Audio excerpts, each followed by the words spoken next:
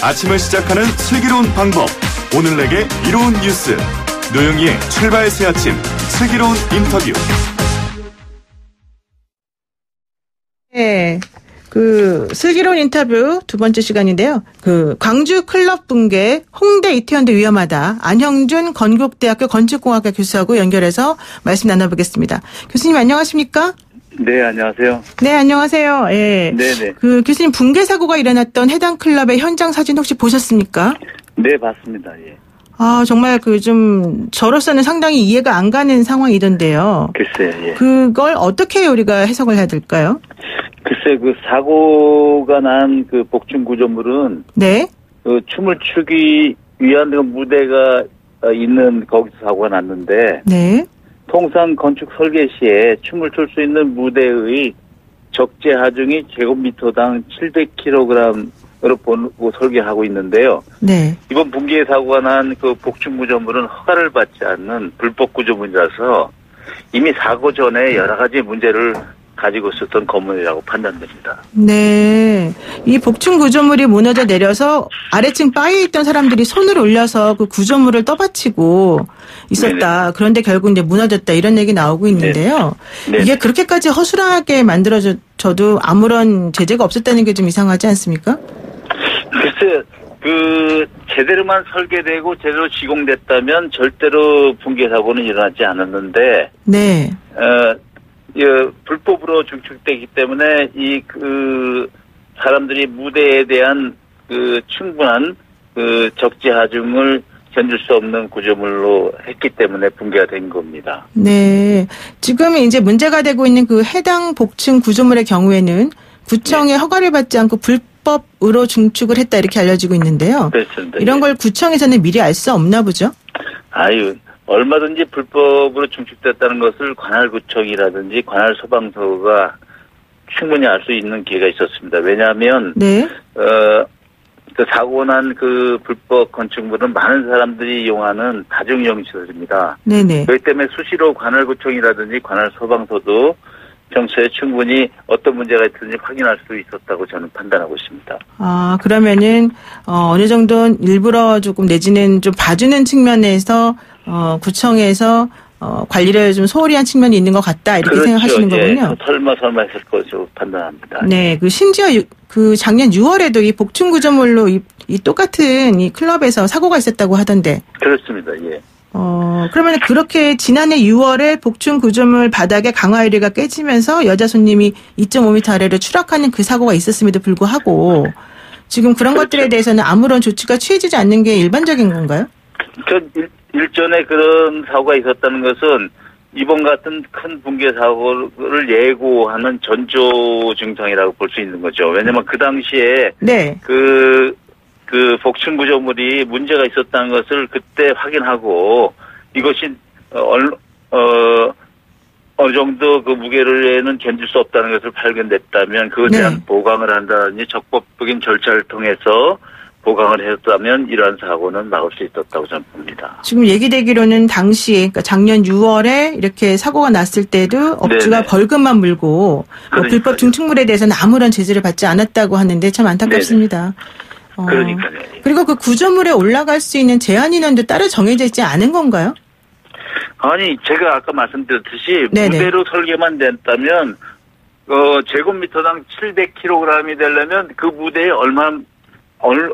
많은 사람이 있어도 절대 안전한데요. 네네. 이게 제대로 유흥주점의 무대로 설계하지 않았다는 거예요. 왜냐하면 일반 음식점은 술만은 팔 수 있고요. 네. 단란주점은 술과 노래를 할 수 있습니다. 그렇죠. 그리고 유흥주점은 술과 노래, 춤을 출 수 있어요. 네. 그러면 제가 알기로는 그 클럽은 춤을 춰서는 안 되는 구조물이에요. 네. 왜냐하면 많은 사람들이 거기서 춤을 춘다면 가중이 상당히 받기 때문에. 그렇죠. 그렇기 때문에 그의 편법으로서 해줬다면 그것이 충분한 무대가 안전하도록 점검하고 확인을 했어야 된다고 저는 생각합니다. 지금 말씀하시니까 좀 질문이 연결되는데 네네. 이 해당 클럽이 이른바 감성주점이라고 해서 일반 그러니까요. 음식점으로 신고를 한 후에 유사클럽의 형태로 운영을 하다가 적발된 전력이 또 있었다고 하는데. 그러니까요. 그게 문제가 네. 지자체에서 편법으로 춤을 추게 해주고 이런 것들이 이태원이라든지 홍대 뭐 이런데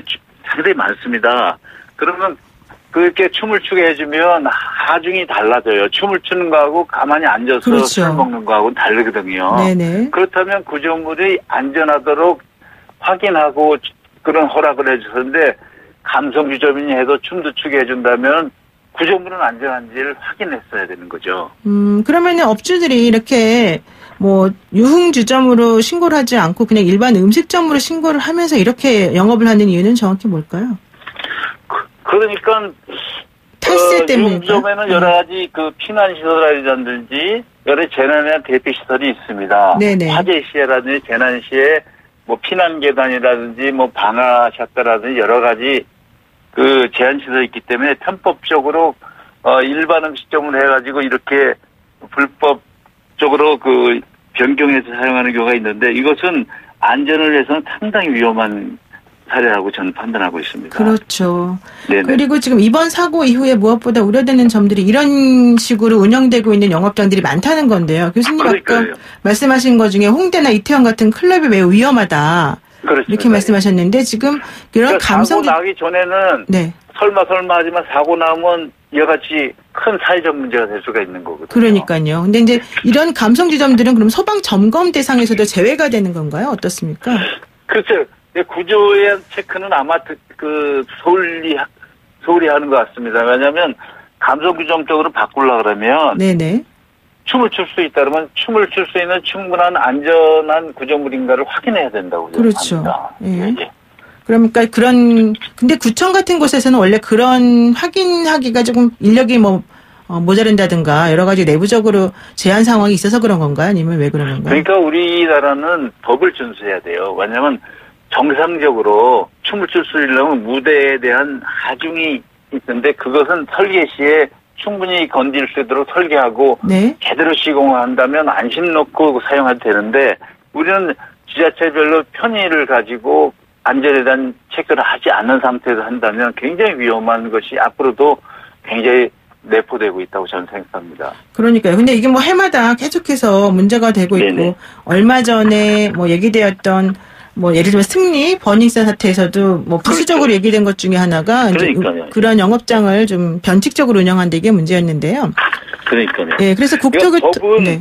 국민들을 불편하게 하기 위해서 만들어진 것이 아니라 국민들의 안전을 위해서 꼭 필요한 것입니다. 그래서 네. 법을 어기는 편법은 국민들의 안전을 보장받을 수 없다는 것을 우리는 이번에 반드시 확인했기 때문에 우리는 이것에 대해서 주의를 해야 됩니다. 그렇죠. 그 네네. 국토교통부가 이번 사고와 관련해서 전국 지자체에 불법 증축에 대한 점검을 실시하라고 지시했다는데 어떻게 보십니까?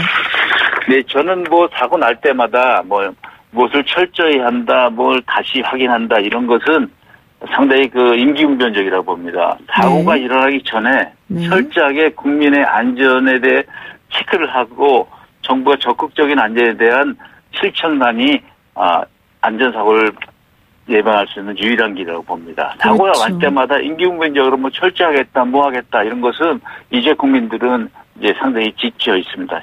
그러니까 맨날 우리 앞으로 점검 철저하겠습니다. 해봤자 소용이 네. 없다 이런 말씀이신 거죠? 그렇습니다. 왜냐하면 사고가 일어나기 전에 그 설구 외양간 고치는 것보다는 네. 설기 전에 외양간 고치는 예방 보존이 필요합니다. 설구 나서 외양간 고치면 아무 소용 없지 않습니까? 네.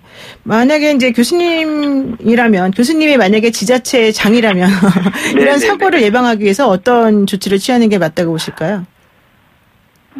그 안전은 사고가 일어나기 전에 해야 된다고 제가 말씀드렸듯이 네. 이제 법은 국민을 불편하게 위한 것이 아니라 국민의 안전을 위한 거기 때문에 네. 평소에 법을 준수하는 국민의식이 필요하고 지자체에서는 법을 철저히 지킬 수 있도록 국민들에게 계몽하고 그런 것만이 안전을 위한 유일한 길이라고 봅니다. 왜냐하면 사고가 일어나고 나서 막날 그 난리 법석을 부리고 이런 것은 굉장히 바람직하지 않고 우리나라 수준에도 맞지 않는 겁니다. 그렇기 때문에 법은 완벽합니다. 네. 법은 그러나 그 법을 잘 지킬 수 있도록 또 할 수 있도록 지자체 또는 정부가 먼저 앞장서야지 사고가 나고 나서 뭐 이렇게 하겠다 이런 거는 국민들은 이제는 식상한다고 봅니다.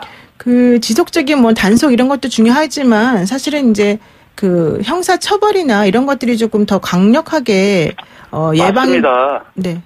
이 처벌이라는 것은 이게 꼭 사고 나서 처벌하는 게 아니라 네. 평소에 사고 일어나기 전에 어떤 문제가 있다면 그것을 고칠 수 있도록 하고 고치지 않는다면 영업 정지라든지 이런 것을 평소에 해야 되는데 사고가 일고 나고 나면 지금 임기응변제로 하는 그런 것들은 계속적으로 이런 사고가 발생하는 그 원인이 되는 겁니다. 네, 교수님 여기까지 말씀 듣겠고요. 감사합니다. 예. 지금까지 네네. 안영준 건국대 건축공학과 교수와 말씀 나눴는데요. 교수님 말씀 중에서 법이라고 하는 것은 불편하라고 있는 게 아니다. 반드시 지켜야지 우리 사회가 안전해질 수 있다는 것 때문에 만들어진 것이니까 꼭 지켜야 된다. 이 말씀이 귀에 남습니다. 노영희의 출발새 아침 잠시 후 2부에서는 전국 택배연대 노조 김태환 위원장과 인터뷰 준비되어 있습니다.